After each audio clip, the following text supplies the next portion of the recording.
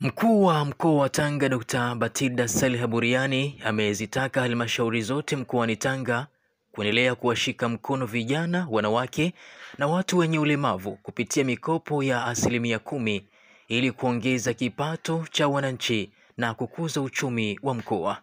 Akizungumza wakati wa ziara yake wilayani Lushoto, Dr. Batilda amesema wilaya hiyo ni miongoni mwa maeneo yanayochangia kwa kiasi kikubwa katika pato la mkoa wa Tanga. Hivyo ni muhimu kwa maafisa maendeleo ya jamii kukutana na makundi hayo, hususan vijana, kuwapa elimu juu ya namna bora ya kunufaika na mikopo hiyo.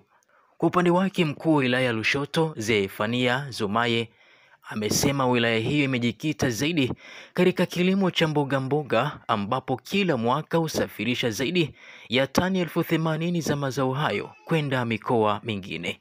Katika ziara hiyo, Dr. Batilda aliwahimiza wakazi wa mkoa wa Tanga kujiepusha na vitendo vinavyoweza kusababisha uvunjifu wa amani, akisisitiza umuhimu wa kudumisha utulivu na mshikamano katika maendeleo ya mkoa huo. Kutoka wilayani Lushoto, langu jina naitwa Nasir bin Nasir.